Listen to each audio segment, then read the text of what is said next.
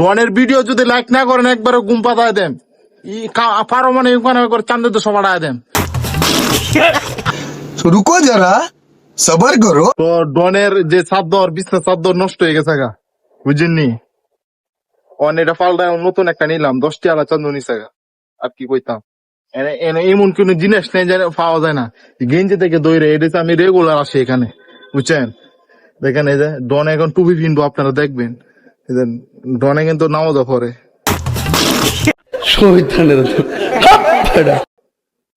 দেখছেন কেমন দেয়া দা হইছে দা মিয়া মিয়া মিয়া মিয়া।